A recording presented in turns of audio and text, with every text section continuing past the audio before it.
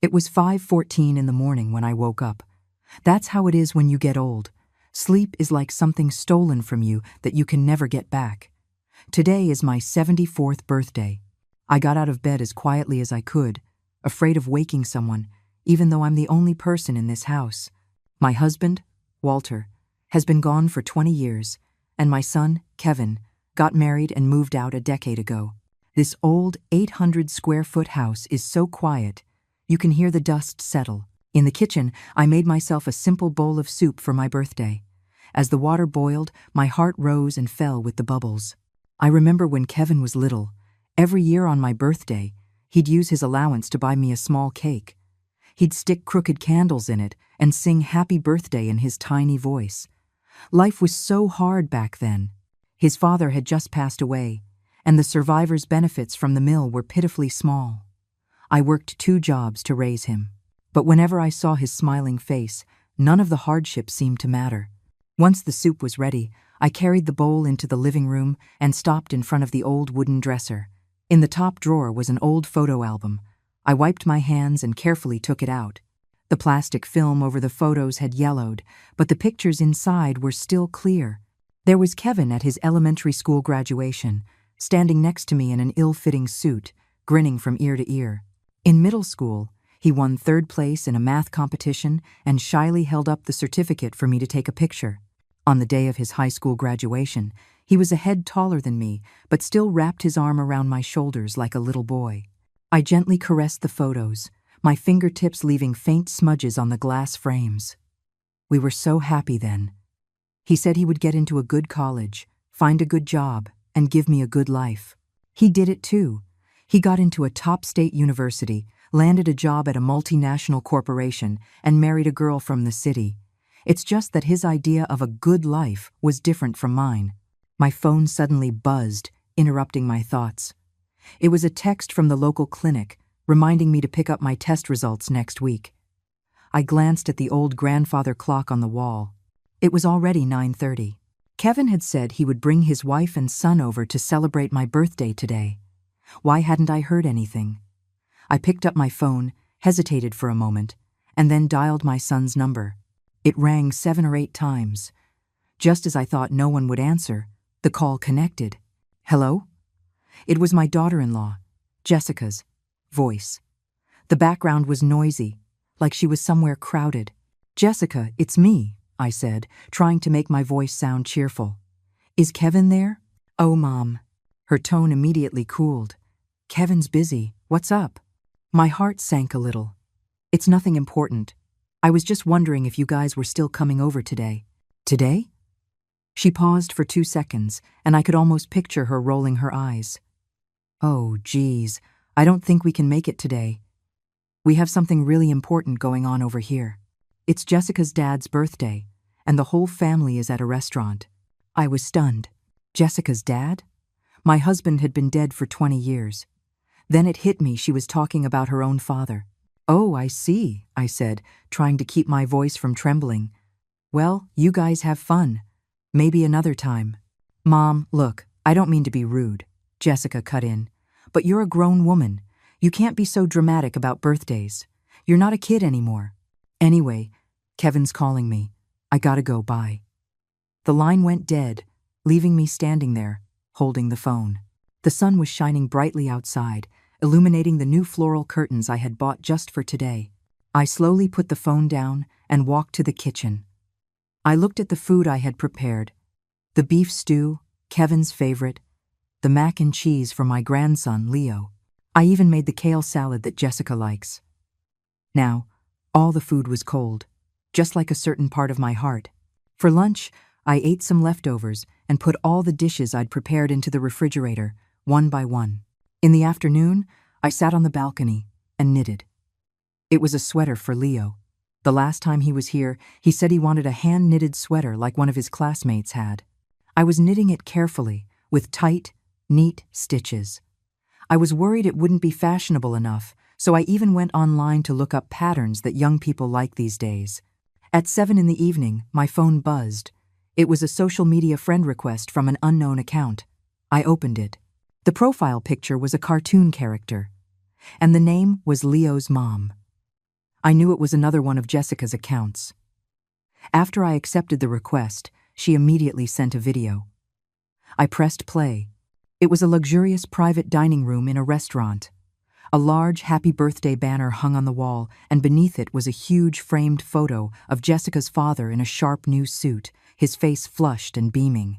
The camera panned across the dining table, which was laden with lobster, crab legs, and all sorts of expensive seafood. Finally, the camera settled on a family portrait. Jessica's parents were seated in the middle, with Kevin and Jessica standing behind them. My grandson, Leo, was in the front, holding up a peace sign. Everyone was wearing new clothes and smiling so happily. Beneath the video, Jessica sent a message. "See what a real family party looks like." I didn't reply. I put the phone down and went to get a drink of water. My hand was shaking so badly that I spilled half of it on my pajamas. At 10:30 that night, I was already in bed when my phone rang again. This time, it was a call from Jessica. "Mom, are you asleep?" Her voice was slurred with alcohol. In the background, I could hear Kevin clinking glasses with someone. I was about to. "What is it?" I asked calmly. "Oh, nothing. I just suddenly remembered. Today's your birthday too, right?" She giggled. "So sorry, we totally forgot. But you know, you're not really part of our family, so it's normal to forget, right?" A burst of laughter erupted in the background. I clearly heard Kevin's voice. "Honey, who are you talking to? Come on, Dad's about to cut the cake." "Did you hear that?" Jessica said triumphantly. "We're cutting the cake now. A huge, 3-tiered cake, special ordered from a fancy French bakery. Too bad you can't have any." I closed my eyes and took a deep breath. "Well, you all have a good time." "Ugh, you're no fun," she said, sounding annoyed by my reaction. "Always playing the victim. Whatever, I'm not talking to you anymore. We have to take pictures." The call ended. I sat there in the darkness, completely still. Moonlight slipped through a crack in the curtains, drawing a pale line on the floor. I slowly got up, went to the study, and turned on the desk lamp. From the back of a drawer, I took out a notebook. I opened it to the first page and wrote down today's date. Then, I wrote for a long time, recording everything. How Kevin came home less and less after he went to college. How he almost never called me on his own after he started working. How, at his wedding, Jessica wouldn't let me give a speech. How, when Leo was born, they put me in the farthest corner of the hospital room. One thing after another, like counting the wounds on my own body. When I wrote the last word, I closed the notebook and looked at the clock on the wall. It was 1:20 in the morning. At that moment, I made a decision. If you say I'm not family, then there are some things you don't deserve to have. When the early morning sun filtered through the sheer curtains, I had already been sitting at my desk for 2 hours. The notebook lay open in front of me, its pages filled with my dense handwriting. I rubbed my sore eyes, closed the book, and put it back in the deepest part of the drawer. In the kitchen, I made myself a strong cup of tea. The leaves unfurled in the boiling water, like memories slowly waking up. I took the mug out to the balcony and watched the elderly people doing their morning exercises below.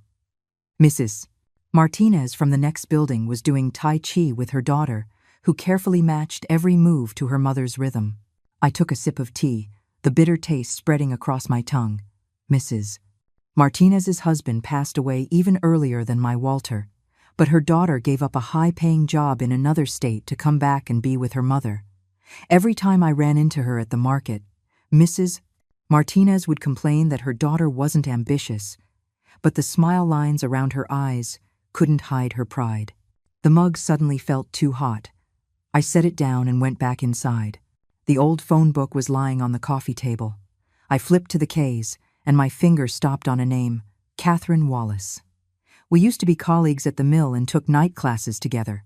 Later, she passed the bar and now works at a law firm in the city. Come to think of it, we hadn't spoken in nearly 10 years. The phone rang for a long time before it was picked up. "Hello, Wallace and Associates." It was a young woman's voice.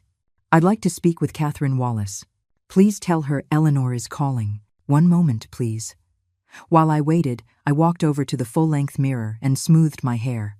The woman in the mirror had graying hair and drooping eyes, but there was a sharp glint in them that didn't belong to someone in their 70s. "Eleanor? Is that really you?" Catherine's voice was raspier than I remembered, but her brisk, no-nonsense tone hadn't changed a bit. "It's me, old friend." My own voice sounded deliberately light. "It's been a long time. Must be 10 years. How have you been? Are you doing okay?" Her concern sounded genuine. We chatted for a few minutes before I got to the point. "Catherine, I have a legal matter I'd like to discuss with you. Would you have time to meet?" There was a short pause on the other end. "I have an opening this afternoon at 3. Can you come to the office? I'll text you the address." After hanging up, I started gathering the documents I needed: the deed to the house, bank statements, insurance policies. I placed them one by one into an old leather bag. My hand paused as I held the bank statement. The number on it was quite a bit larger than I remembered. I had hardly spent any money over the years. My pension and the rent from the spare room just kept accumulating, always thinking that one day it would be for my grandson. At 2:30 in the afternoon, I changed into a navy blue dress. It was my nicest piece of clothing, one I only wore for holidays. Standing in front of the mirror, I hesitated for a moment, then took out the pearl necklace from my drawer and put it on. It was the last birthday gift Walter had given me. He had said that when I turned 70, he would buy me an even better one. It's a shame he never made it to that day. Wallace & Associates was located in a sleek, high-rise downtown. As the elevator ascended, my ears popped from the change in pressure, just like my anxious heart at that moment. "Eleanor." Catherine walked quickly toward me from down the hall. She had put on some weight, had a stylish short haircut, and a tailored suit that radiated professional confidence. We shared a brief hug. She wore a light perfume that smelled expensive. Her office was spacious and bright, with floor-to-ceiling windows that offered a panoramic view of the city. A cup of hot tea was placed in front of me. Catherine sat across from me, her hands clasped on the desk. "So," she said, "what's the trouble?" I took a sip of tea, choosing my words carefully. "I want to get my will in order." Her eyebrows raised slightly. "It's perfectly normal to be thinking about that at this age. Are there any special requests?" "My assets are simple, just the house I live in and some savings," I said slowly. "I want to know, if I don't want to leave my property to my legal heir, what are my options?" Catherine's eyes narrowed. She put down her pen. "You're having problems with your son." I gave a bitter smile, but didn't answer directly. "I just want to understand the legal possibilities. According to inheritance law, you can freely dispose of your personal property through a will," she said, her tone becoming professional and calm. "However, your legal heir, your son, can contest it in court if he believes the will infringes on his rightful share." "What is a rightful share?" "Generally, no less than 2/3 of what he would inherit by law." She paused. "Eleanor, what happened between you and your son?" The sunlight outside suddenly seemed blinding. I blinked my sore eyes. "He forgot my birthday but threw a huge party for his father-in-law. My daughter-in-law called to tell me I'm not part of their family." Catherine's expression softened. "Kids can be thoughtless sometimes." "It's not thoughtlessness," I interrupted. "It's a complete lack of caring. Catherine, do you have any idea how hard it was for me to raise Kevin on my own? He was only 8 when his father died. The survivor's benefits from the mill were barely enough. I worked at the mill during the day, took night classes, and washed other people's clothes on weekends just so he could eat well, dress well, and go to a good school." My voice began to tremble. I quickly took a sip of tea to steady myself. "The year he went to college, I sold my wedding ring to pay his tuition. Now he makes 6 figures a year, but he can't even remember my birthday." Catherine was silent for a long time. Finally, she sighed. "If you've really decided not to leave him your assets, you could consider donating them to a charity. Or you could set up a family trust with specific conditions he has to meet to receive the funds. Is there any way to make sure he gets absolutely nothing?" "There is," she said, looking at me meaningfully, "but it requires some special arrangements. Are you sure you want to go down that road?" I didn't answer immediately. Instead, I took the house deed out of my bag and pushed it across the table to her. "How much is this house worth right now?" She gave it a rough estimate. "An 800-square-foot house in a great school district in this older part of town. At least 300,000. And your savings? Around $120,000. Catherine let out a low whistle. Well, look at you, a secret millionaire. She paused. Are you really willing to not leave a single penny of that to your son? Willing? I laughed, a sound sharper than I intended. I was willing to give him my life, but he's not willing to give me a shred of his attention. Our conversation lasted until early evening. Catherine gave me several options and advised me to go home and think them over carefully. As I was leaving, she suddenly asked, Eleanor, you're not planning on doing anything foolish, are you? I patted her hand. Don't worry, I haven't seen how this ends yet. It was already dark when I got home. I didn't turn on the lights, using the glow from the streetlights outside to start tidying up the house.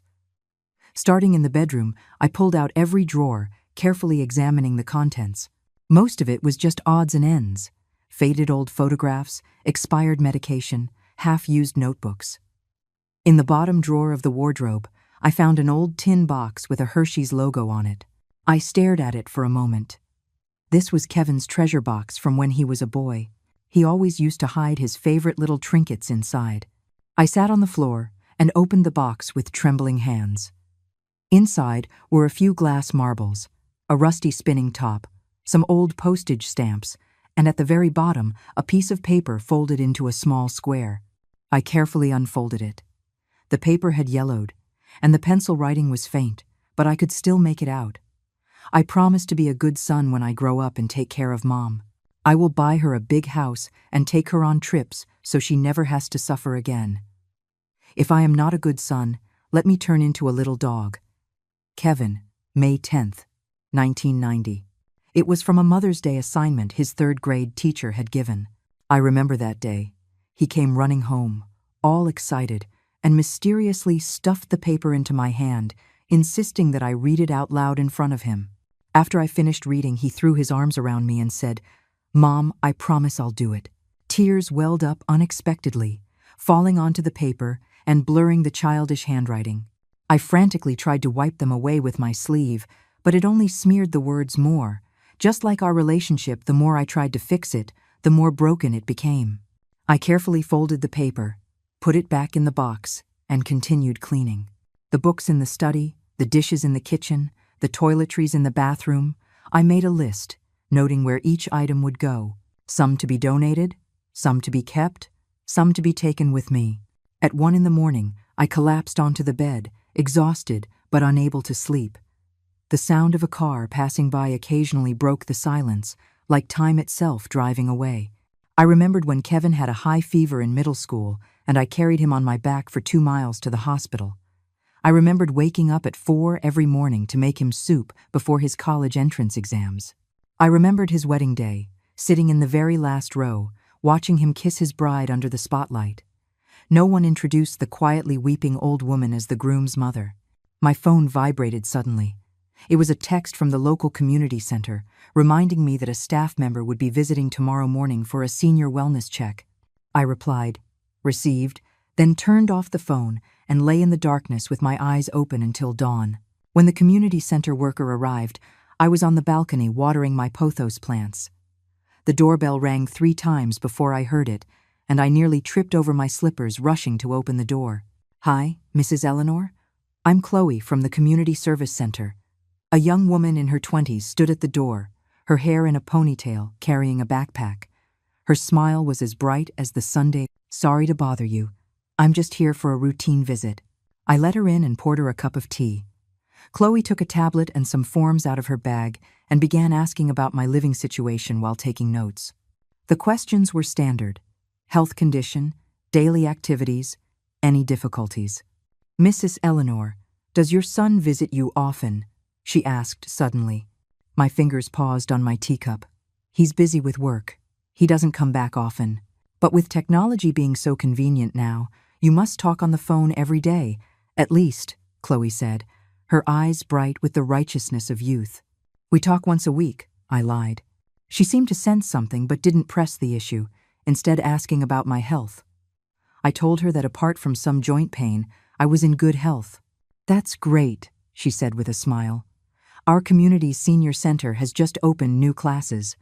We have calligraphy, painting, and even a choir. Are you interested? I was about to refuse, but then something occurred to me. Do you have any legal lectures? We do. Once a month.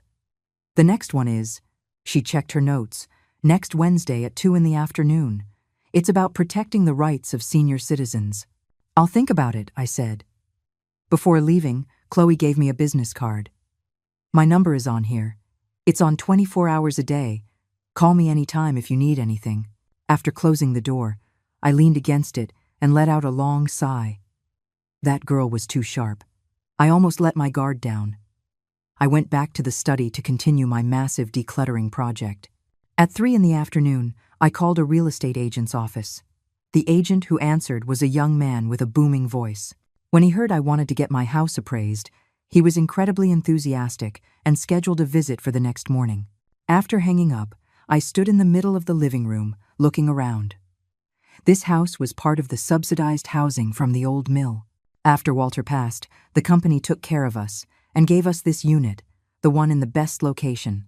2 bedrooms, 1 living room, with windows facing north and south. It was old, but it got great light. Kevin grew up here, from elementary school through high school. The walls used to be covered with his awards. After he went to college, I couldn't bring myself to tear them down, not until the wallpaper turned yellow and started to peel. The next day, the agent, Mike, arrived right on time. He was dressed in a crisp suit, holding a laser measure and various other tools, sniffing around the house like an energetic hound. "Ma'am, you've kept this place in great shape," he said admiringly. "It's an older building, but you can't beat the location. The top elementary school is right across the street. Parents are fighting to get into this school district." I followed him from room to room, listening to his non-stop analysis of the market. Finally, he gave me a number. Around $350,000. "If you're looking for a quick sale, $320,000 should move it fast," he added. I told him I needed to think about it. He left his card and went on his way. As soon as the door closed, I called Catherine and asked her to come over that evening to talk things over. At 7 that night, Catherine arrived with a bag of fruit. We had a simple dinner, then sat in the living room to discuss business. "You've really decided to sell the house?" she asked seriously. I nodded. "The sooner, the better. Then where will you live?" "I've looked into it. There's a nice assisted living facility out in the suburbs. It's $5,000 a month, and the environment is very nice," I said calmly. "Besides, this house is too big for me anyway." Catherine sighed. "Eleanor, tell me honestly, what are you planning?" I stood up, went to the study, and brought back the old tin box.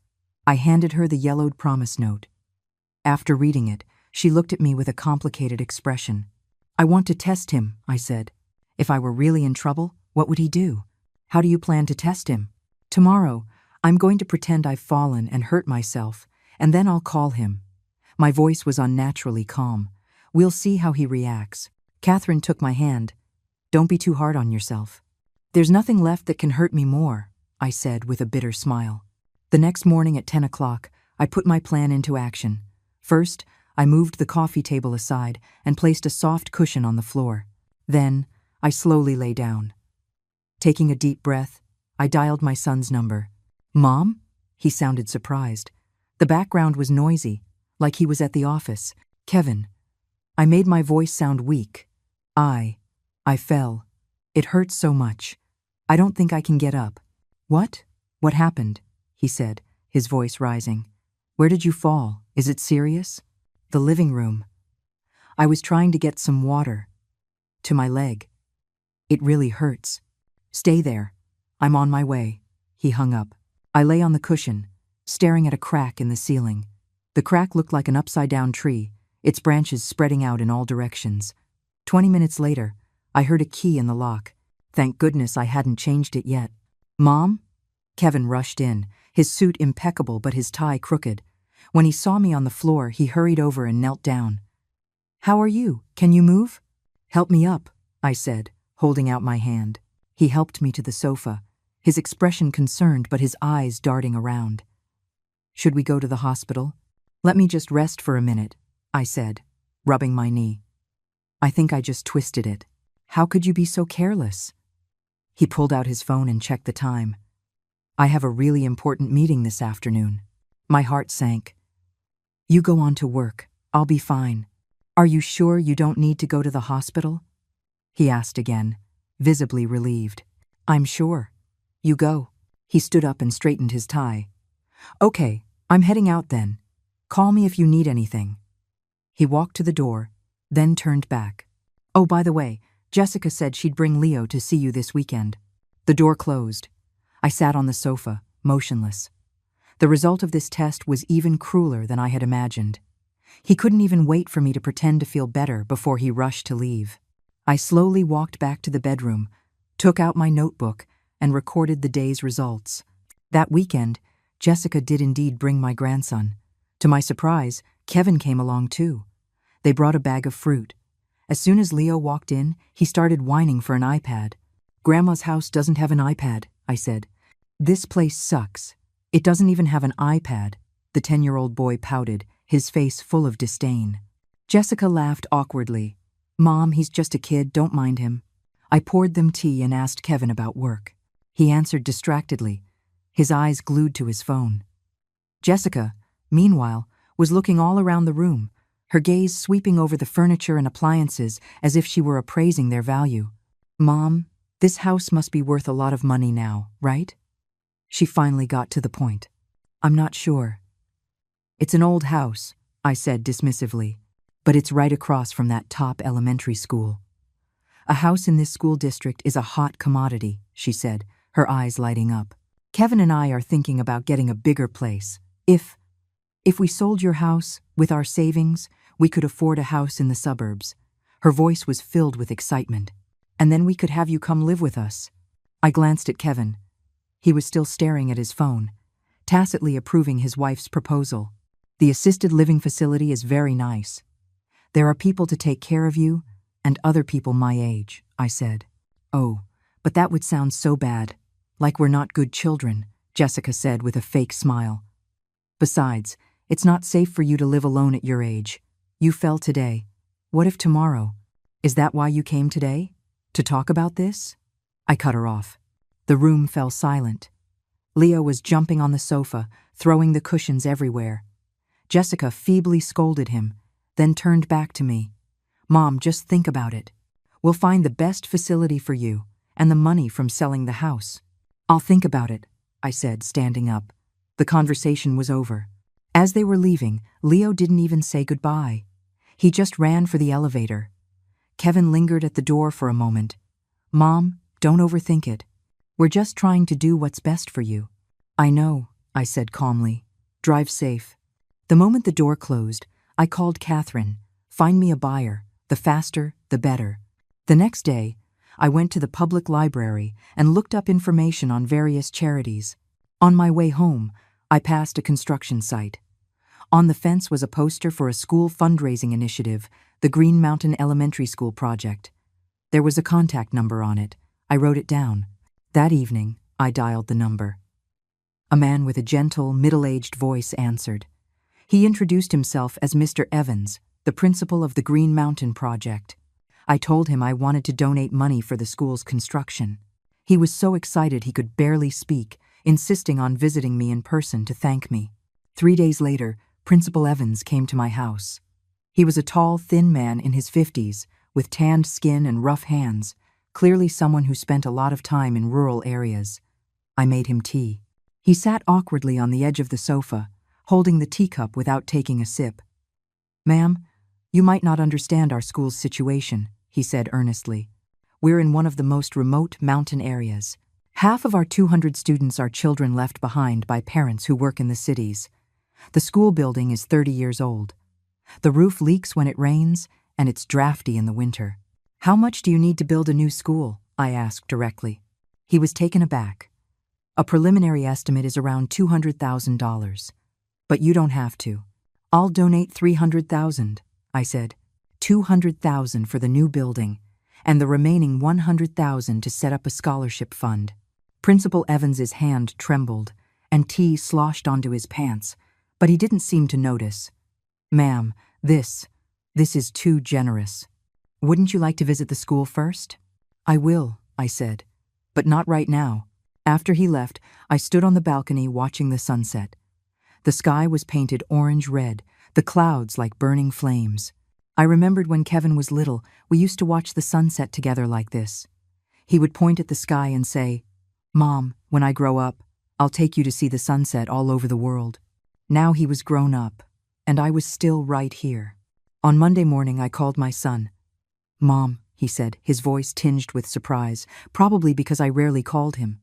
"Kevin, I've been thinking, and I've decided to draw up a will." I paused deliberately. "Are you free this weekend?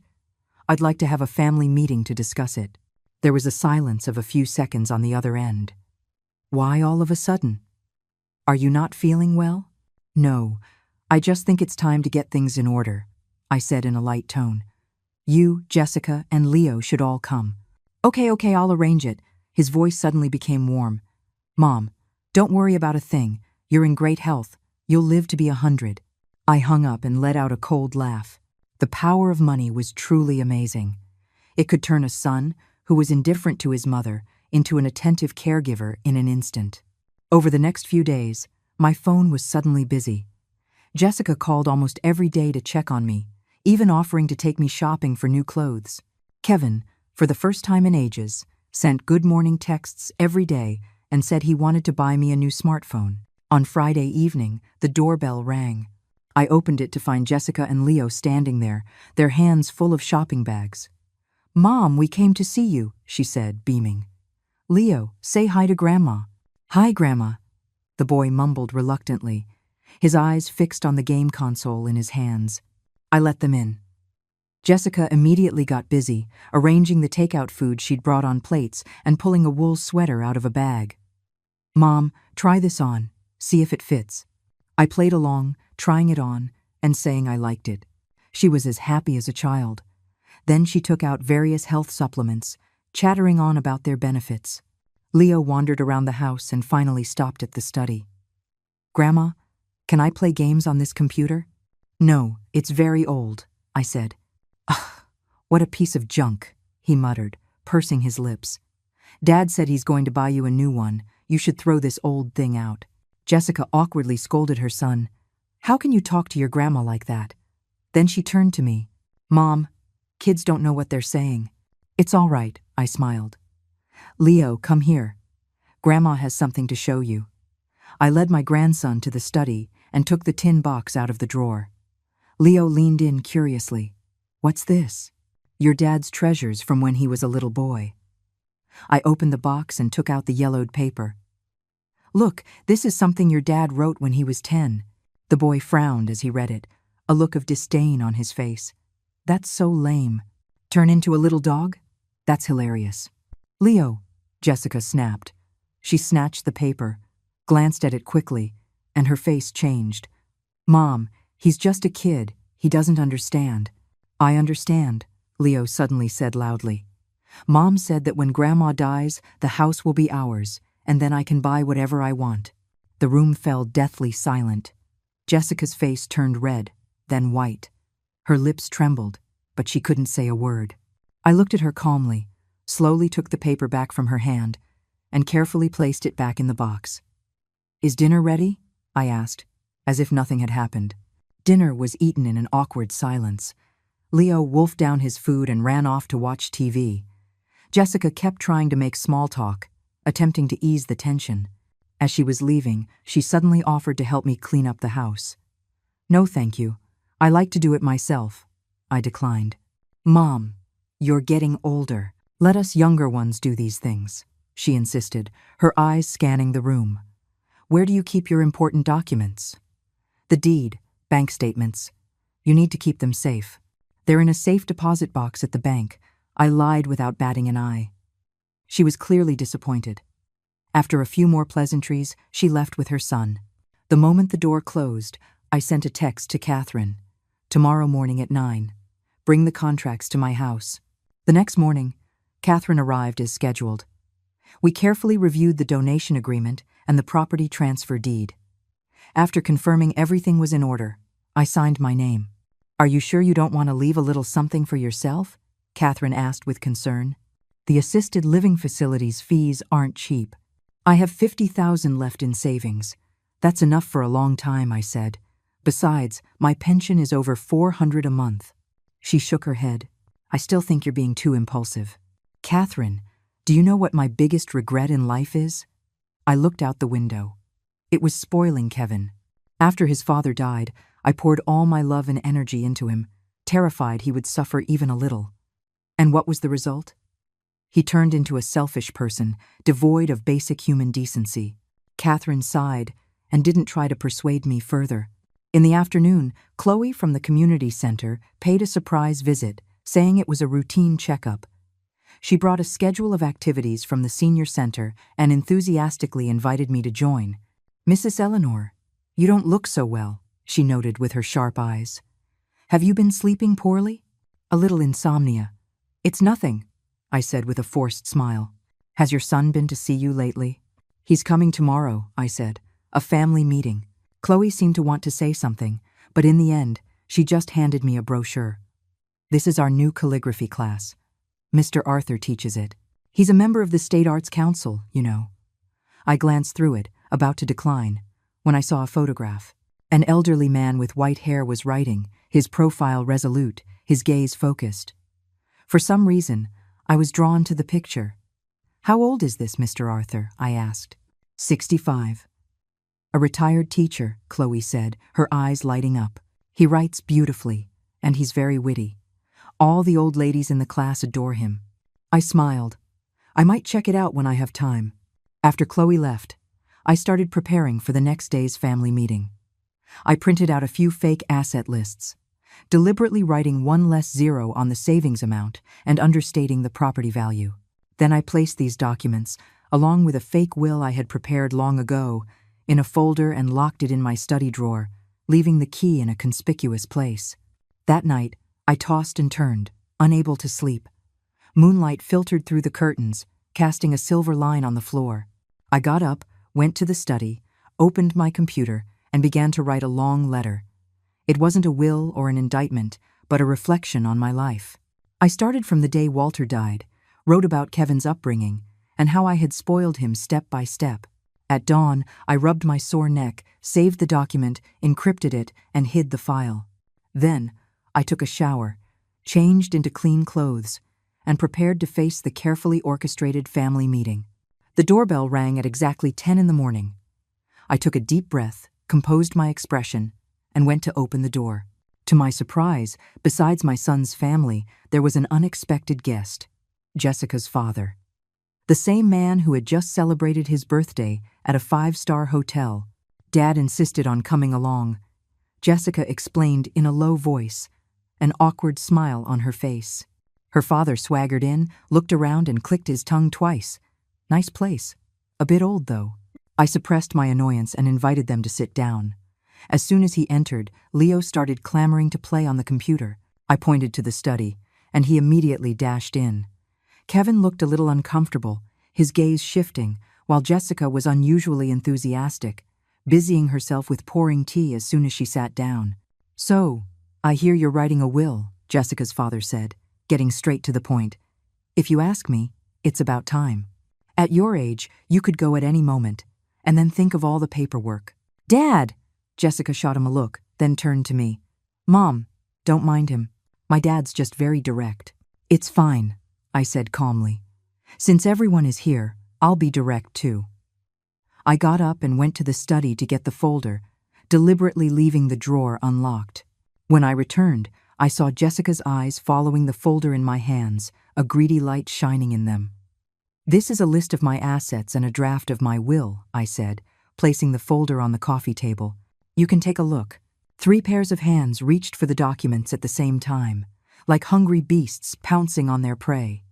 They flipped through the pages eagerly. I watched them with a cold detachment, noticing Kevin's frown when he saw the savings amount, Jessica's disappointed expression at the property valuation, and her father's dismissive pout. Mom, you only have $12,000 in savings?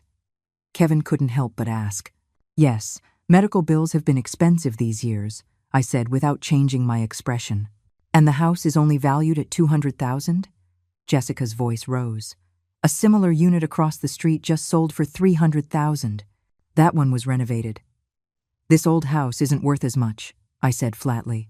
Jessica's father suddenly interjected. There's a problem with this will. Why are you donating all the savings to some children's foundation? Leaving the house to Kevin is right, but you should add Jessica's and Leo's names. This is my will. I have the right to decide, I said calmly but firmly. The room fell silent. Leo ran out of the study, shouting, Grandma's computer is so lame it can't even install any games. Be quiet! Jessica snapped at her son, a rare occurrence. She then turned to me, forcing a smile. Mom, don't be hasty. We can discuss this further. There's nothing to discuss. I stood up.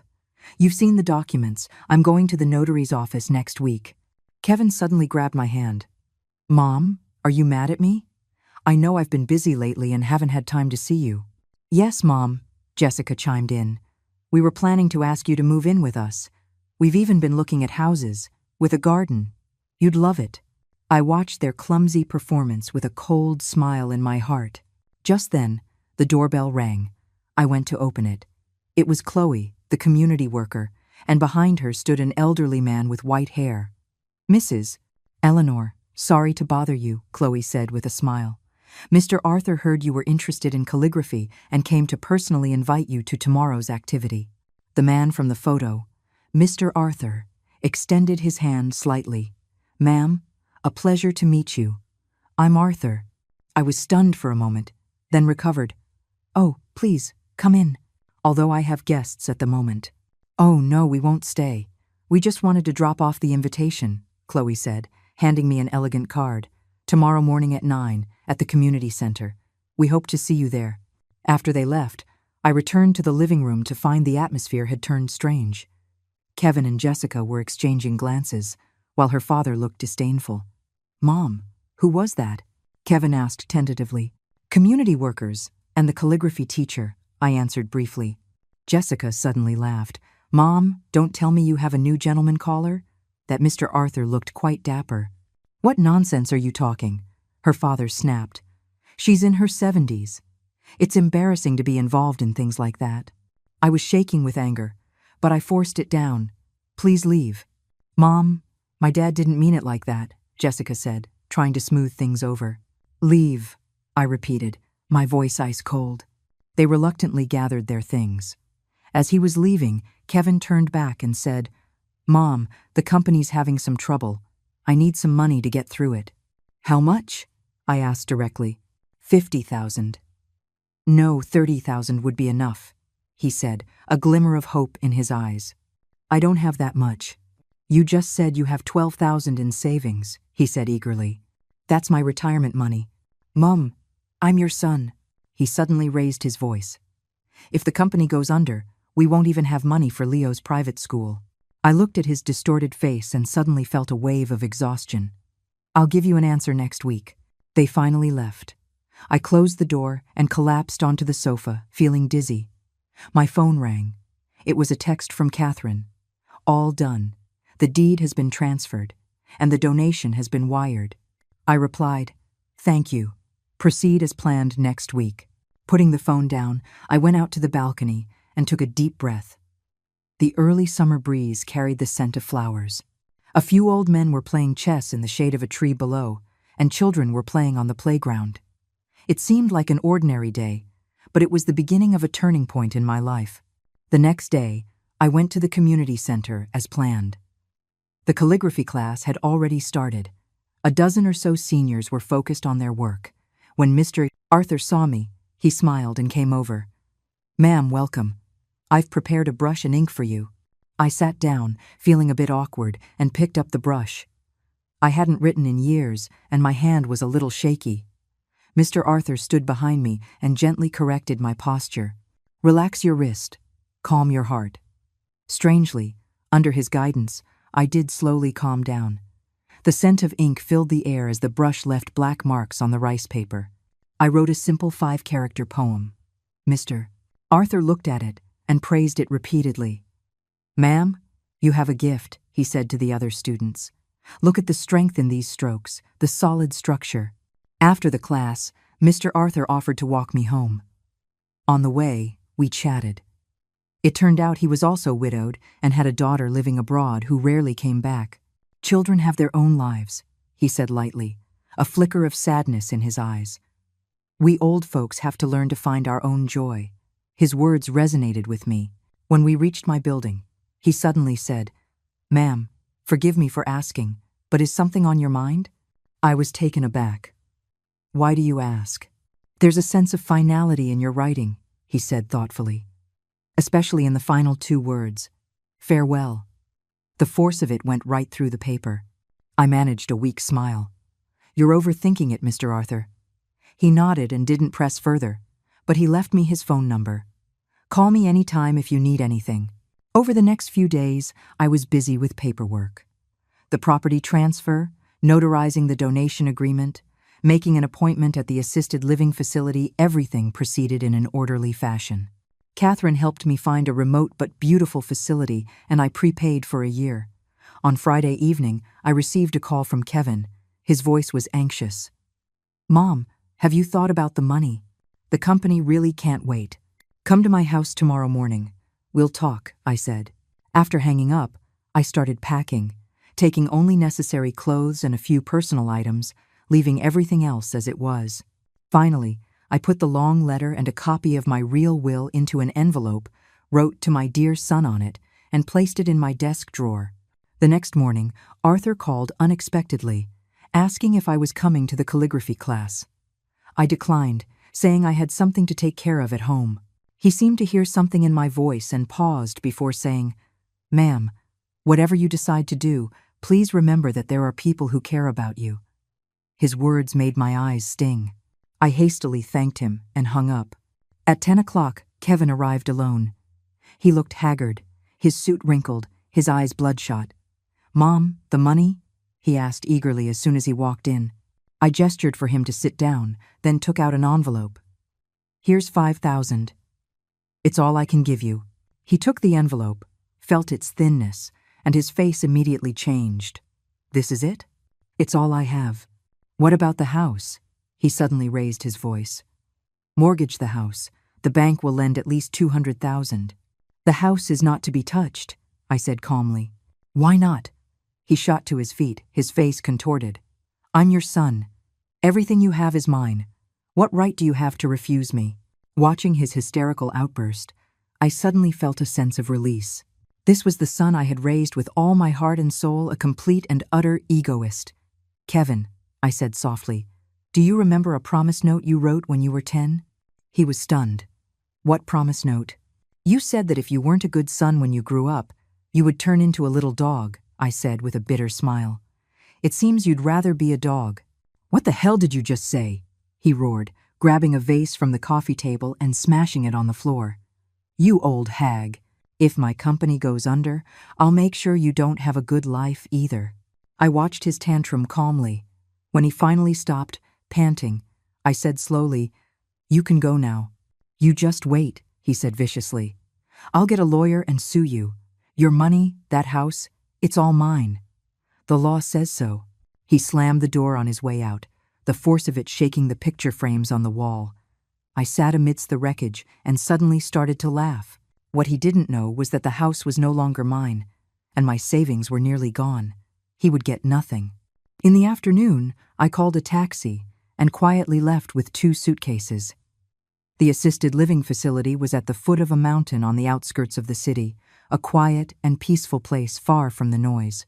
My room was on the 2nd floor, with a window overlooking a small grove of trees.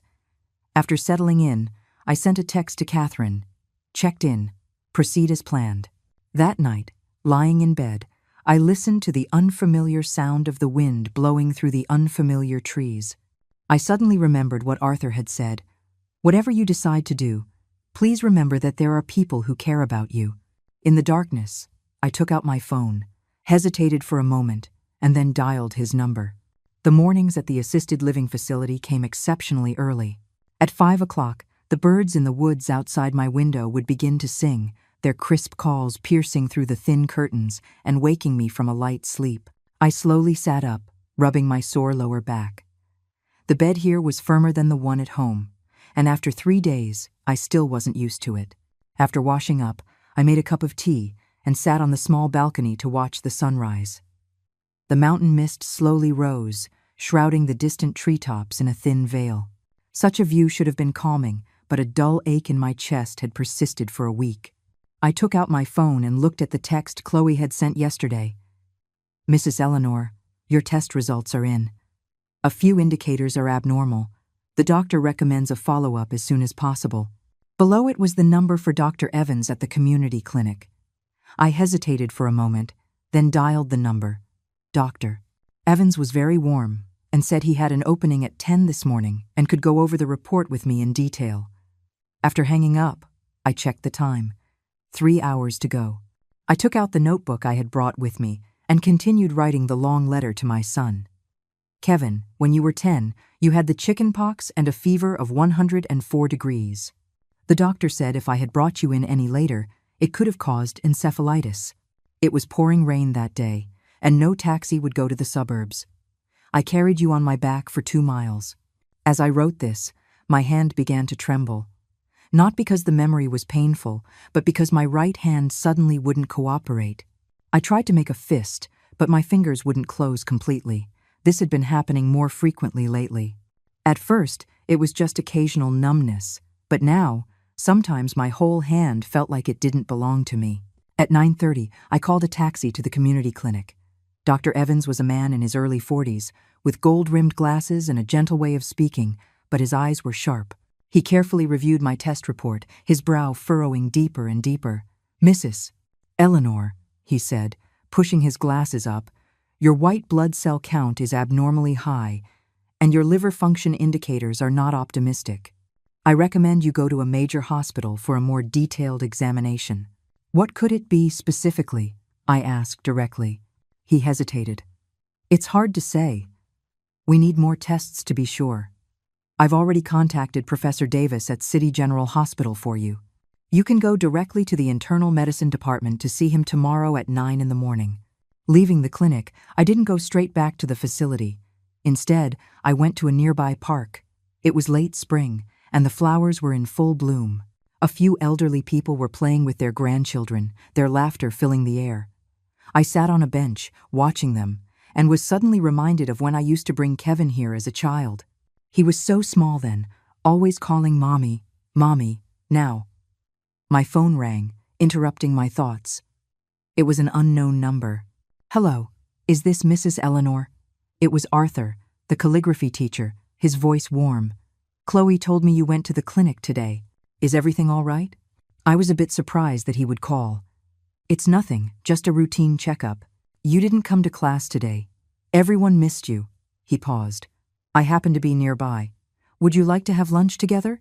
I was about to refuse, but my stomach growled at that exact moment. I realized I had only had a cup of tea that morning. "All right," I said. "I'm not familiar with this area. You pick the place." Half an hour later, we met at the park's west gate. Arthur was wearing a light gray shirt today, looking sharp and energetic. He took me to a quiet Cantonese restaurant and ordered a few light dishes. "You don't look well," he said bluntly after the food arrived. "The test results weren't ideal," I said, picking at a piece of steamed fish, slowly removing the bones. "The doctor recommended I go to the general hospital for a follow-up." He nodded and didn't ask any more questions. We talked about other things: calligraphy, poetry, amusing stories from the senior center. He was knowledgeable and witty. Before I knew it, I had finished a whole bowl of rice, the best appetite I'd had in days. After lunch, he insisted on taking me back to the facility. On the way, we passed a pharmacy. I suddenly remembered something and asked the driver to stop. "I need to buy some painkillers. Please wait a moment," I said to Arthur. The pharmacist recommended several common painkillers, and I chose the most expensive one. As I was about to pay, a hand stopped me. Arthur picked up the box, carefully read the ingredients, and shook his head. "This one is very hard on the liver. You'd be better off trying this." He chose another herbal medicine. I was a bit surprised. "You know about medicine?" "Before I retired, I was a professor at the medical school," he smiled. "I taught anatomy." This unexpected revelation made me see him in a new light.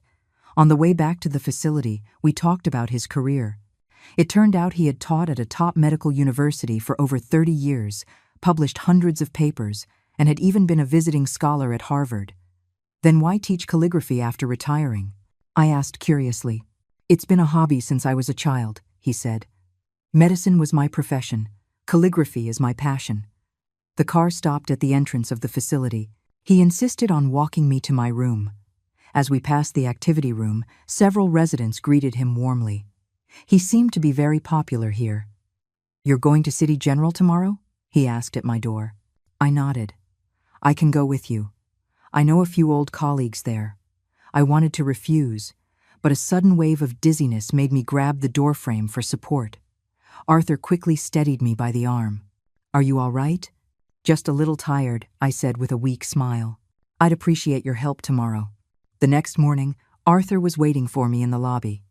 He was wearing a dark blue suit today, looking especially formal. City General was some distance from the facility. In the car, he told me he had already made the arrangements, so we wouldn't have to wait. "You really don't have to do all this," I said, feeling indebted. "It's no trouble at all," he said lightly.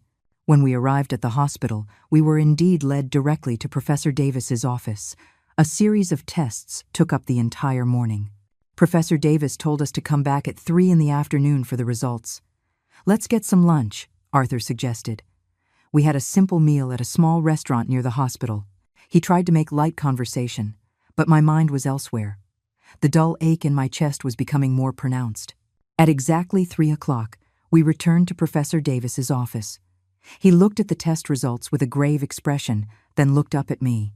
"Ma'am, the situation is not optimistic." "Just tell me straight," I said calmly.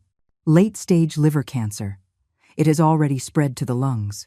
He pushed a CT scan across the desk, pointing to the shadows on it. "Here and here. These are all tumors." I stared at the black and white images. They suddenly looked like a series of mocking, grimacing faces, taunting my very existence. "How long do I have?" I heard myself ask, my voice surprisingly steady. "With aggressive treatment, maybe a year. Without treatment, 3 to 6 months." Professor Davis hesitated. "Considering your age and physical condition, I would recommend palliative care, focusing on managing the pain." Arthur's hand rested gently on my shoulder, warm and firm. The car ride back to the facility was silent. The sun was setting, casting a golden glow on my hands through the car window. They were already covered in age spots, the skin loose like wrinkled paper. I suddenly realized that these hands would never be smooth and young again. "Ma'am," Arthur started to say. "Call me Eleanor," I said. "Thank you for being with me today." "Eleanor," he corrected himself. "Is there anything I can do to help?" I looked at the fleeting scenery outside the window. "Keep this a secret, especially from Chloe." He nodded, then asked a question that surprised me. "Does your son know?" "I don't have a son," I said calmly. He wisely didn't press the issue. By the time the car stopped at the facility, it was already dark. He insisted on walking me to my room and even went to the cafeteria to get me a container of hot porridge. "Eat something," he said, placing it on the small table. "I'll come see you tomorrow." After he left, I sat on the edge of the bed, staring at the porridge for a long time. The steam slowly dissipated, and a thin film formed on the surface, just like my life, slowly cooling and congealing. I took out my phone and called Catherine. "Catherine, I don't have much time," I said directly. "Late-stage liver cancer. 6 months at most." There was a silence of a few seconds on the other end. "Should I inform Kevin?" "No," I said, my voice firm. "Speed things up. I'm afraid I won't make it. The donation paperwork is complete. The elementary school is holding a groundbreaking ceremony next week. They've invited you to attend." "I'll be there," I said. "One more thing. Find me a reliable lawyer. I need to make sure Kevin can't undo these donations." After hanging up, I opened my laptop and continued writing the long letter. This time, I wrote quickly, as if racing against death itself. Halfway through, a sharp pain radiated from my chest to my back. I curled up in bed, cold sweat soaking my pajamas. I fumbled for the painkillers Arthur had recommended. Half an hour later, the pain slowly subsided. The next morning, the doorbell rang. I thought it was the meal service, but when I opened the door, it was Arthur, holding a thermal container. "Morning," he smiled. "I made a medicinal porridge. It's good for the liver." I let him in. He expertly set out a bowl and spoon and took out several bottles from his bag. "I prepared these herbal remedies last night. They have fewer side effects than Western medicine." "You don't have to do this," I said, at a loss for words. "Call me Arthur," he said, handing me a bowl of porridge. "Eat it while it's hot." The porridge was fragrant, with some herbs I didn't recognize, but it wasn't bitter. He sat on the small sofa, watching me eat every bite. "How are you feeling today?" he asked. "Much better," I told a small lie. He nodded, then took a stack of papers from his briefcase. "I looked up some literature. Although your illness is advanced, there are some alternative therapies that can alleviate the symptoms." I looked through the papers, which were covered in dense medical terminology interspersed with his handwritten notes. This man I had only known for a few days was going to such lengths for me. "Why are you helping me?" I couldn't help but ask. He thought for a moment. "My wife passed away 10 years ago. It was also cancer. At the time, there was no one to help her. I was away, teaching abroad." His voice caught. "Seeing you, it reminds me of her." I didn't know what to say, so I just lowered my head and continued to drink the porridge. He got up and adjusted the curtains, letting in more sunlight. For the next few days, Arthur came every day, sometimes with medicinal meals, sometimes just to walk with me. At his suggestion, I started to log the time and intensity of my pain, and he adjusted the medication accordingly. Gradually, I grew accustomed to his companionship. A week later, Principal Evans from the mountain school called to say the groundbreaking ceremony was scheduled for Wednesday morning and asked if I could attend. I agreed and asked Arthur to accompany me. On Wednesday morning, I put on my nicest clothes and even a touch of lipstick. When Arthur saw me, his eyes lit up. "You look very sharp." The journey took 2 hours. We arrived at Green Mountain Village. It was even more remote than I had imagined, with winding mountain roads and a dilapidated village. The elementary school was at the entrance to the village, a few rows of low-slung buildings with peeling paint and plastic sheeting over the windows that rattled in the wind. Principal Evans and a group of teachers and students were waiting at the gate to welcome us. When he saw me get out of the car, he rushed over excitedly. "Ma'am, you really came." The children, holding bouquets of wildflowers, looked at me shyly. Most of them were wearing ill-fitting, old clothes, some with holes in their shoes, but their eyes were bright with curiosity. The groundbreaking ceremony was simple. Principal Evans described the plans for the new school building and then invited me to say a few words. Standing on the makeshift stage, looking at the young faces below, I suddenly choked up. "I'm just an ordinary old woman," I said, trying to keep my voice from trembling, "but I know that education can change your destiny. I hope this new school will give you a better place to learn." I couldn't continue. A little girl came onto the stage, tied a red scarf around my neck, and gave me a shy hug. In that moment, I was suddenly reminded of Kevin's first day of elementary school, when I had tied his red scarf just like that. After the ceremony, Principal Evans gave us a tour of the school. The classrooms were dark and damp. The desks and chairs were old and broken, but the walls were covered with the children's colorful drawings and crafts. "It gets especially cold here in the winter," Principal Evans said, pointing to a rusty iron stove. "The children take turns bringing firewood from home to burn." My gaze fell on the pile of firewood in the corner, and a wave of sadness washed over me. Some of these children probably didn't even get enough to eat, yet they persisted in coming to school. Meanwhile, my grandson, who had everything, was so dismissive of his education. "When will the new school be finished?" I asked. "If all goes well, it will be ready in 3 months," Principal Evans said gratefully. "Thanks to your donation, the children will finally have decent classrooms." Before we left, the children lined up and each gave me a handmade thank you card. On the rough paper, they had written "Thank you, Grandma Eleanor," in crooked handwriting, some even drawing hearts and little flowers. I carefully placed the cards in my bag, treating them like treasures. On the way back, I leaned against the car window, exhausted. Arthur thoughtfully turned up the heat. "Tired?" "It was worth it," I said softly. He seemed to want to say something, but in the end, he just gently patted my hand. Halfway through the drive, my phone rang. It was an unknown number. Hello? Mom? It was Kevin's voice, furious. Where are you? Why is no one home? My heart tightened. Is something wrong? Of course something's wrong, he practically shouted. I just checked with the county records office. You transferred the house to some stupid elementary school. Are you crazy? That's my house. I took a deep breath. It was my house. I had the right to do what I wanted with it. You just wait. I'm coming to find you right now, he said viciously and hung up. I held the phone, my fingers trembling slightly. Arthur looked over with concern. Need help? No, I said with a weak smile. Just drive. He nodded and didn't ask any more questions, but I noticed the car was going faster. It was late when we got back to the facility. He insisted on walking me to my room and even heated up a cup of milk for me. Call me if you need anything, he said before he left. I live in the teacher's building on the east side. It's very close. I thanked him, closed the door, and immediately called Catherine. She told me that Kevin had already been to see her, threatening to sue to have the donation revoked. Let him sue, I said with a cold laugh. All the documents are notarized. He can't win. Just as I hung up, the doorbell rang again. I thought Arthur had forgotten something, but when I opened the door, it was Kevin, his suit disheveled, his eyes bloodshot. Mom? He pushed the door open and stormed in. What the hell are you trying to do?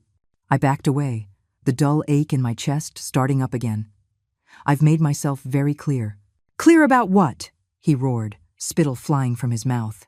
Giving away hundreds of thousands of dollars to strangers while your own son is having a financial crisis. Do you know my company is about to go bankrupt? Do you know Leo might have to change schools?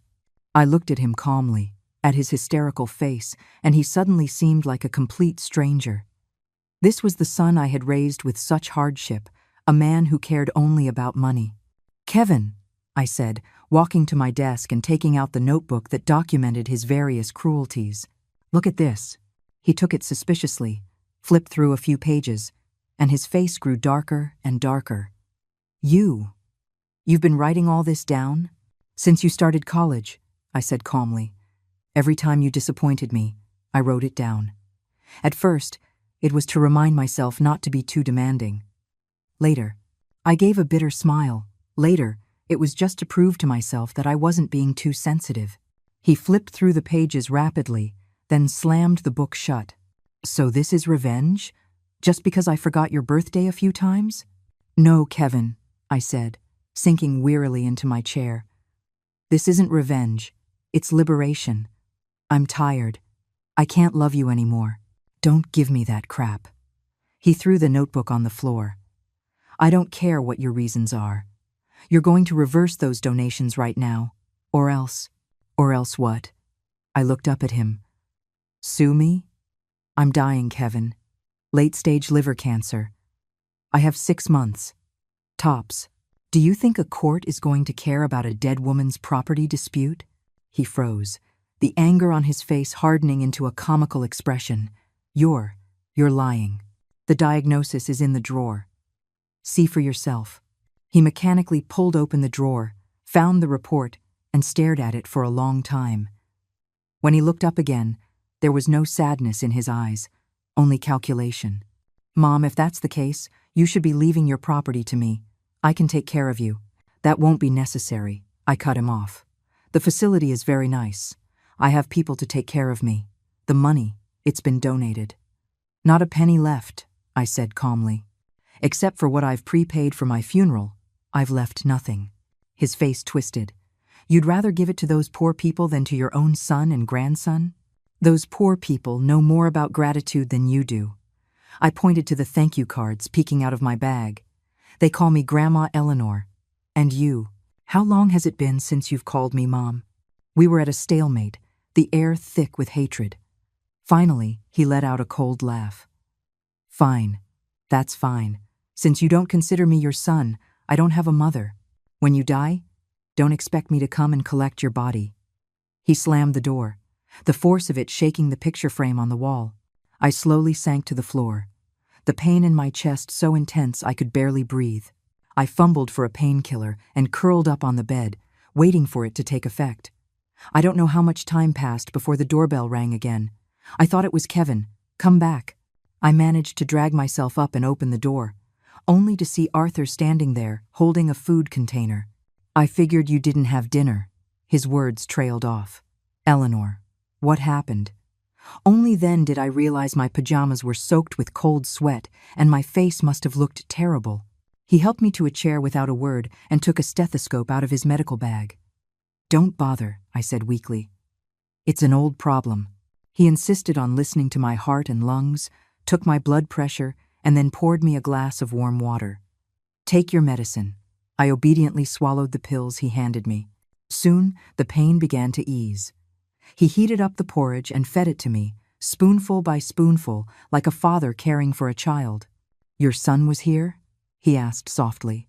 I nodded, not wanting to talk about it. He didn't press, just quietly cleared the dishes and sat by my bed with me. Arthur, I said suddenly, could you do me a favor? Anything. Find me a publisher. I want to publish a book. He was a little surprised. What kind of book? My memoir. I pointed to my laptop. I'm halfway through. I need to finish the rest quickly. He nodded gravely. I have a former student who works in publishing. I'll contact him tomorrow. He stayed very late that night. Before he left, he hesitated, then leaned down and gave me a gentle hug. Get some rest. I'll see you tomorrow. The hug was warm and restrained, but it made my eyes well up. How long had it been since someone had held me like that? After Walter died, I had never felt such warmth again. The morning sunlight streamed through the crack in the curtains, casting a golden line on the floor. I stared at the line of light for a long time, remembering my mother used to say that sunlight has a shape, we just usually can't see it. The doorbell rang. I slowly got up to open it. It was Arthur, holding a thermal container, a gentle smile on his face. Morning, he said. I made some yam porridge. It's good for the stomach. I let him in. He expertly set out a bowl and spoon and took a small bottle out of his bag. This is reishi mushroom spore powder. It has some anti-cancer properties. And I drank the porridge in small sips while he opened my laptop to check the draft I had written last night. This is very good, he said earnestly. Simple, but powerful. I contacted my student. He's very interested and wants to schedule a meeting next week to discuss it. I nodded and continued with my porridge. My appetite had been getting worse these days, but the medicinal meals Arthur brought always helped me eat a little more. How are you feeling today? He asked. All right, I said, putting down the bowl. My right hand is just a little numb. He immediately took out his blood pressure cuff, measured my pressure, and checked my pupils. It's probably a side effect of the medication. I'll adjust the formula. Just as he was speaking, the doorbell rang again. Arthur went to open it, and I heard Chloe's cheerful voice. Mr. Arthur. Chloe, Arthur said, a bit surprised. What brings you here? I came to see Mrs. Eleanor. I heard her son was here yesterday. I quickly spoke up. Chloe, come on in.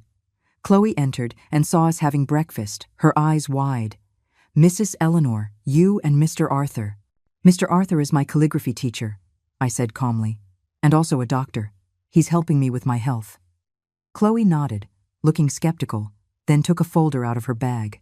The community center is updating its senior files. I need you to fill out a few forms. She sat down and began to explain the forms, and I filled them out mechanically. When I got to the emergency contact section, I hesitated. Should I put your son's name here? Chloe asked. No, I said calmly. Put Mr. Arthur's name. Chloe and Arthur both looked up at me at the same time. I pretended not to notice their surprise and continued filling out the other information. After finishing the forms, Chloe hesitated. Mrs. Eleanor, your son came to the community center yesterday looking for you. He seemed very angry. He was looking in the wrong place, I said flatly. Chloe tactfully didn't press the issue, packed up the forms, and prepared to leave. Arthur walked her to the door, and they spoke in low voices for a few moments. What did she ask you? I asked when Arthur came back. Just about your health, he said dismissively. I told her you were doing fine. I smiled, not bothering to call his bluff. Chloe was a smart girl. She must have figured something out. Over the next few days, I devoted all my energy to writing my memoir. Arthur came to see me every day, bringing food and medicine, and sometimes helping me edit the manuscript. At his suggestion, I added some medical details to make the story more compelling. On Thursday afternoon, Catherine paid a surprise visit, her face grave. "Kevin filed a lawsuit," she said directly. "He's asking the court to declare you mentally incompetent and revoke the donations." I let out a cold laugh. "What evidence does he have?" "He found 2 doctors to issue a psychiatric evaluation report," Catherine said with concern. "They're from small clinics, but don't worry." Arthur suddenly interjected. "I'm a retired professor from the medical school, and I'm registered with the Judicial Appraisal Center. I can perform a mental evaluation for Eleanor." Catherine's eyes lit up. "That's wonderful. Professor Arthur's reputation will be more than enough to counteract the testimony of those 2 doctors." They discussed the legal details while I walked to the window and looked out at the woods. Sunlight filtered through the leaves, casting dappled shadows on the ground. When the wind blew, the patches of light shimmered like ripples on water. Life is so fragile, just like these fleeting shadows. "Eleanor?" Catherine called to me. "The hearing is next Monday. Can you be there?" "Yes," I said, turning around. "I want to see just how far my son is willing to go." After Catherine left, Arthur stayed to help me prepare for the lawsuit. We gathered all my medical records, financial documents, and the notebook detailing Kevin's cruelties. "Do we have to submit all of this to the court?" he asked hesitantly. "Everything," I said firmly. "Let everyone see how a mother was pushed to this point by her own son." Oh. That evening, Arthur contacted the editor from the publishing house. The editor was very interested after hearing about the manuscript and scheduled a meeting to sign the contract next week. "This could be a bestseller," Arthur said after hanging up. "All the royalties will be donated to the mountain school," I said without hesitation. He looked at me, his expression complex. "You're really not leaving anything for yourself?" "I need very little now," I said, pointing to my medicine box. "A few painkillers are enough." He was silent for a moment, then suddenly said, "Eleanor, I want to help you fulfill one last wish." "What wish?" "Anything you've wanted to do but haven't," he said earnestly. "Travel? See someone?" I thought for a moment. "I want to take a nice photograph." He was taken aback, then smiled. "That's easy. I know a good photographer. I'll arrange it for tomorrow." The next day, Arthur brought a young female photographer. She carefully applied light makeup for me, styled my hair, and brought several elegant silk dresses for me to choose from. While she was taking the photos, Arthur stood behind her, constantly making me laugh. "Excellent," the photographer said, looking at the prints. "Mrs. Eleanor, you have a beautiful smile." I looked at the photos. They were indeed good. The wrinkles on my face were still there, but my eyes were bright, and the curve of my lips was natural and soft. It was the first picture of me genuinely smiling in years. "Thank you both," I said sincerely. The weekend was peaceful and fulfilling. Arthur walked with me in the facility's garden, helped me revise my manuscript, and sometimes we just sat quietly, each reading our own book. His companionship reminded me of the days when Walter was still alive, peaceful, and warm. On Monday morning, Arthur came to pick me up, wearing a formal dark suit. The courthouse was downtown, about a half-hour drive. Catherine was already waiting at the entrance and rushed over when she saw us. "There's a change of plans," she said in a low voice. Kevin hired a high-profile lawyer and brought the media. I followed her gaze and saw several people who looked like reporters, holding cameras and microphones. "Don't worry," Arthur said, squeezing my hand. "I'm here." The courtroom was small but solemn. Kevin and Jessica sat at the plaintiff's table. When I entered, Kevin's gaze flickered for a moment before hardening again. Jessica just stared at me, the hatred in her eyes almost tangible. The judge was a middle-aged woman with a stern face. She banged her gavel and declared the court in session. Kevin's lawyer spoke first, claiming I was old and confused and had been manipulated into making unreasonable financial decisions that harmed the rights of my legal heir. He presented 2 psychiatric evaluation reports, stating that I suffered from mild senile dementia. When it was our turn, Catherine first refuted the other side's claims, emphasizing that I was of sound mind and that my financial decisions were legal and valid. Then, She called Arthur to the stand as an expert witness. Arthur walked calmly to the witness stand, presented his credentials and the mental evaluation report he had prepared for me. "Mrs. Eleanor's mental state is completely normal," he said firmly. "Her cognitive functions are superior to those of her peers, and there are no signs of dementia." The opposing lawyer tried to question his conclusions, but Arthur refuted each point with a litany of professional terms. In the end, the judge had to cut off the other lawyer's badgering and accept Arthur's testimony. Next, Catherine requested to play a video. On the screen, the children of Green Mountain Elementary, holding flowers, said in unison, "Thank you, Grandma Eleanor." Then, Principal Evans spoke, describing how the new school building had improved the children's learning environment. After the video, Catherine stood up. "Your Honor, my client, Mrs. Eleanor, donated her life savings to a poor mountain school out of a sense of charity. The plaintiff, Mr. Kevin, who has a 6-figure salary, is trying to take away his mother's retirement funds. It is clear who is right and who is wrong." A murmur went through the courtroom. Kevin shot to his feet. "That's my money. He had no right to just give it away." The judge banged her gavel. "The plaintiff will control himself." Just then, the back door of the courtroom was pushed open, and a small figure ran in. It was Leo. He was wearing his school uniform, panting, and ran straight to me. "Grandma!" Everyone was stunned. Leo took a piggy bank out of his backpack and stuffed it into my hands. This is for your treatment. I've been saving for a long time." I took the heavy piggy bank with trembling hands, tears streaming down my face uncontrollably. Leo turned to face the judge, his voice young but firm. "Your Honor, please don't let my dad take my grandma's money. Grandma's sick. She needs the money for treatment." The courtroom was silent.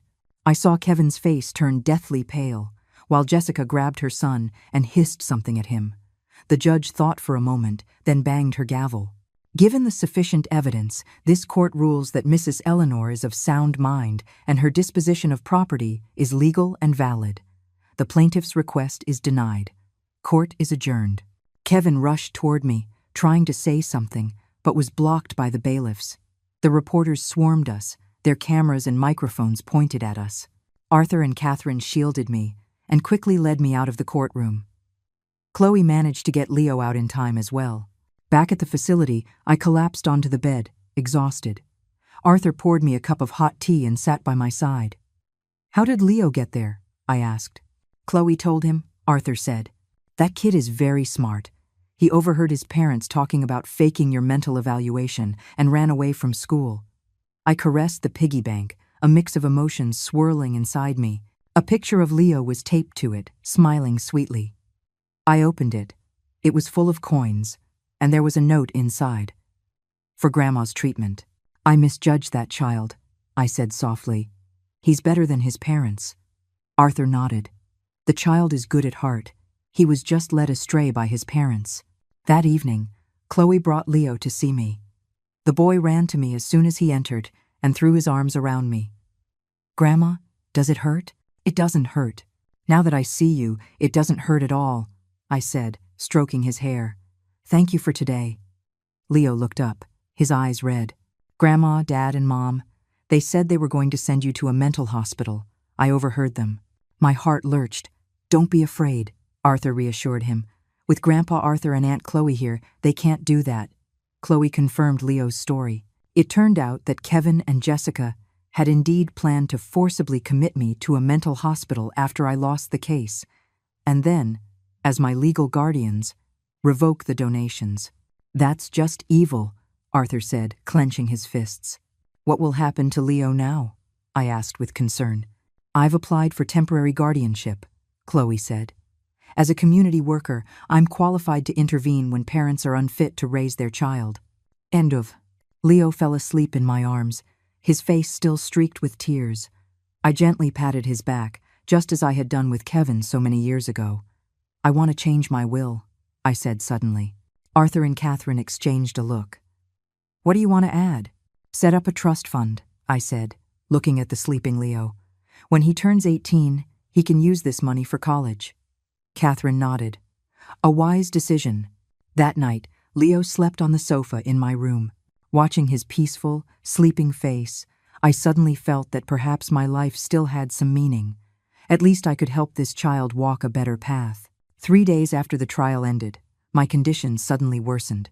In the middle of the night, a sharp pain woke me from my sleep. Cold sweat instantly soaked my pajamas. I fumbled for my painkillers but found that my right hand was completely unresponsive. I managed to dial Arthur's number with my left hand, but after saying just one word, "Help," I lost consciousness. When I woke up again, I was in the hospital. A white ceiling, the smell of disinfectant, and an IV needle in my arm. Arthur was sitting by my bed, his eyes bloodshot, clearly having been up all night.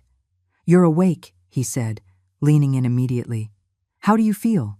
"Pain," I said weakly. He adjusted the IV drip, adding a painkiller. "It'll be better in a moment." Only then did I notice there were other people in the room. Chloe and Leo were sitting in a corner. Leo's eyes were red, as if he had been crying. "Grandma?" he cried, running over as soon as he saw me awake. "Please don't die." I managed a weak smile. "Grandma's fine." Chloe came over and stroked Leo's head. "Mrs. Eleanor, the doctor says you need to be hospitalized for a few days for observation. Leo will stay with me. Don't worry." I nodded gratefully. Arthur told me I had been unconscious for over 10 hours. My liver function was severely compromised, and I needed systematic treatment. "How much longer?" I asked softly. He was silent for a moment. "A few weeks, maybe a month." Surprisingly, I felt no fear, only a sense of relief. The suffering was finally coming to an end. All the grudges and resentments would dissipate with my passing. "I want to see Kevin," I said suddenly. Arthur frowned. "Are you sure?" "One last time." He sighed and went out to make a call. Chloe took Leo to the cafeteria, leaving me alone with the beeping machines. Half an hour later, Arthur returned, his expression grim. He refuses to come. He said he doesn't have time to play along with his drama queen mother. I closed my eyes as a single tear rolled down my cheek. Was this how it was going to end? Dying alone in a hospital, with my only son unwilling to even see me one last time. "Eleanor," Arthur said, taking my hand. "I'm here." I opened my eyes and saw his resolute gaze. Suddenly, I didn't feel so alone. In the afternoon, the doctor came to do his rounds. He said my condition was stable for now but could deteriorate at any moment. Arthur stayed by my side, not leaving even for meals, which Chloe brought in a container. As evening fell, the door to my room was pushed open. I thought it was Leo, but when I looked up, I saw a stranger in a suit. "Mrs. Eleanor?" he asked politely. "I'm David Chen, the general manager of Kevin's company." I was stunned. "What is it?" "I'm here on behalf of the company to see how you are," he said, putting down a fruit basket. "I also need to inform you that the company's board of directors has decided to terminate Kevin's employment." Arthur stood up. "Mr. Chen, the patient needs to rest." "I understand, Mr. Chen," Chen said with a nod. "But this is very important. Kevin embezzled company funds and forged contracts. He is under investigation for criminal activity. More seriously, his unfilial behavior towards his mother was exposed by the media, which has severely damaged the company's reputation." "The media?" I looked at Arthur in surprise. He coughed. "There were reporters outside the courthouse that day. I may have contacted one or two I knew." "Mr. Chen continued, "The board unanimously agreed that a man who can abandon his own mother is not to be trusted. We have already reported him to the police. Kevin should be under investigation as we speak." I didn't know what to say. On the one hand, I was ashamed of Kevin's actions. On the other, I felt a sad pity for his fate. "Thank you for letting me know," was all I could say. After Mr. Chen left, Arthur seemed a bit uneasy. Did I go too far? I shook my head. He brought this on himself. That evening, Chloe brought Leo. The boy ran to my bedside and gently touched my hand. "Grandma, does it hurt?" "No." I managed to smile. "How was school today?" He chattered on about school, saying Chloe had bought him a new backpack and taken him for a burger. Looking at his smiling face, I suddenly felt that perhaps my passing wouldn't be all regret. At least this child might now have a chance to walk a different path. Over the next few days, my condition fluctuated. Arthur practically lived at the hospital, his clean clothes brought by Chloe. The editor from the publishing house came to the hospital to sign the contract, promising to publish my memoir as soon as possible. A week later, it was a beautiful morning. The sun shone warmly into the room. I felt surprisingly energetic and was even able to sit up and drink some porridge. Arthur helped me comb my hair and read me some amusing articles from the newspaper. "The weather is so nice today," I said, looking out the window. "I'd like to go for a walk." He hesitated. "I'll ask the doctor." The doctor reluctantly agreed to let me go to the garden in a wheelchair for half an hour. Arthur carefully wrapped me in a blanket, while Chloe followed with the IV drip.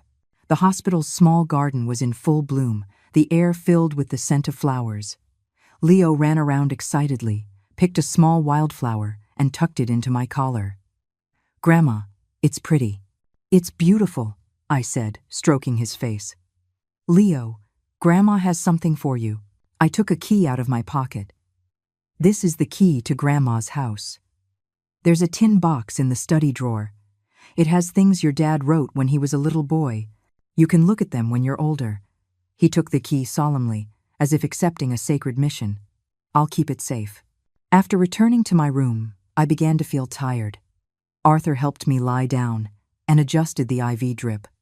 Chloe took Leo home, saying they would be back tomorrow. "Arthur," I said softly after they left, "could you do me a favor? Anything. After I'm gone, please look after Leo. Don't let him become like his father." He squeezed my hand tightly. "I promise. And my funeral. Keep it simple. Scatter my ashes on the hill behind the Green Mountain Elementary School. I want to watch those children grow up." His eyes reddened. "I'll do as you say." Night fell. The only sound in the room was the beeping of the monitor. Arthur sat by my bed, holding my hand, and softly told me stories of his travels abroad when he was young. I gradually grew sleepy, my eyelids getting heavier and heavier. "Go to sleep," he said gently. "I'm here." I closed my eyes and drifted into darkness. In a daze, I dreamed I was young again. Kevin was just a toddler, laughing and running into my arms. The sun was so warm, the breeze so gentle. Everything was full of hope. Consciousness ebbed and flowed like the tide. Sometimes I could hear the sounds around me, feel the warmth of a hand holding mine. Other times, I was plunged into a boundless darkness where even time ceased to exist. When I became lucid again, the sunlight outside told me it was the next morning. Arthur was still sitting by my bed, but with 2 dark circles under his eyes, clearly from another sleepless night. Chloe and Leo stood at the foot of the bed. Leo's eyes were red, as if he had cried. "Grandma!" Leo cried, rushing over when he saw my eyes open. "You slept for so long." I smiled weakly, trying to lift my hand to touch his head, but my arm felt as heavy as lead. Arthur immediately adjusted the bed, allowing me to sit up slightly. "How do you feel?" he asked softly. "Thirsty." My voice was so hoarse it was barely audible. He helped me wet my lips and dabbed my dry, cracked mouth with a wet cotton swab. His gentle care reminded me of how I had cared for my own mother in her final days. The circle of life. How strange. "Leo," I managed to say, "Grandma has something for you." Chloe took an envelope out of her bag and handed it to me. I gestured for her to give it to Leo. "Don't open it until you're 18. Leo took the envelope solemnly, holding it tightly to his chest. "I'll keep it safe." And I looked at Arthur. He understood immediately. "The memoir has been typeset. It will be on sale next week. The publisher has decided to title it The End of Love. What do you think?" I nodded slightly. The title was fitting. My love had indeed reached its end, but perhaps it would begin again somewhere else. "Mrs. Eleanor." Chloe hesitated. "Kevin wants to see you." I froze, looking at Arthur. He nodded. "He was released on bail last night. He's been waiting downstairs. The police found that most of the embezzled funds were spent by Jessica, so the charges against him were reduced." I closed my eyes.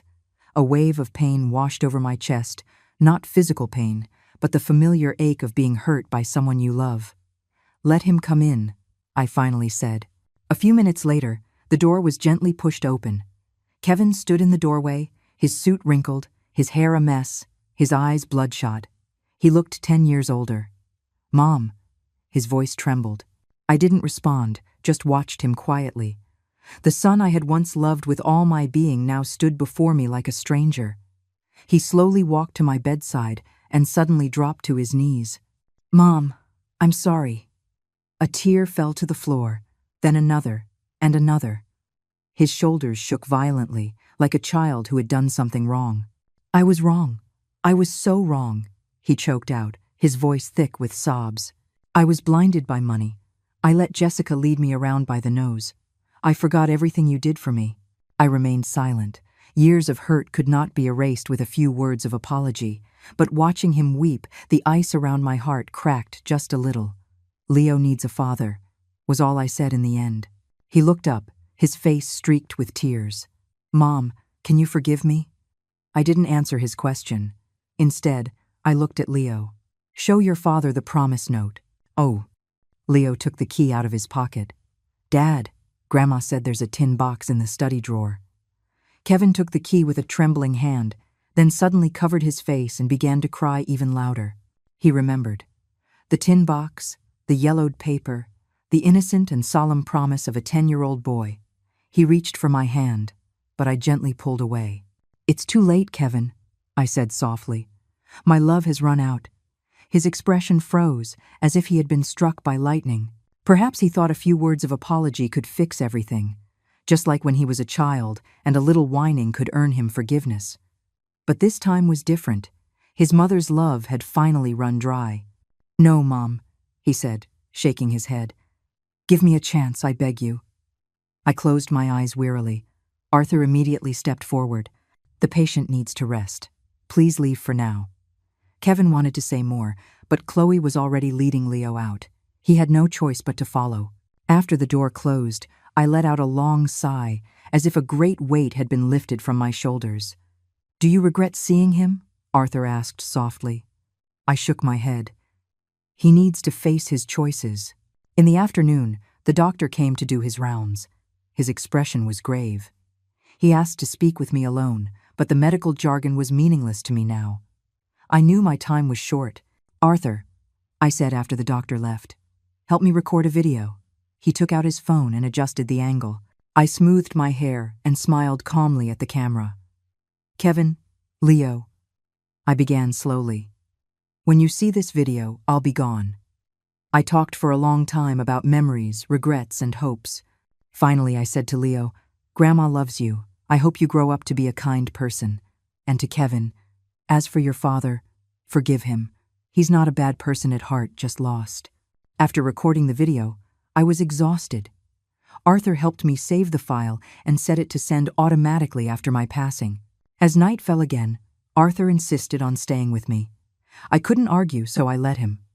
In the middle of the night, I was suddenly seized by a sharp pain, and breathing became difficult.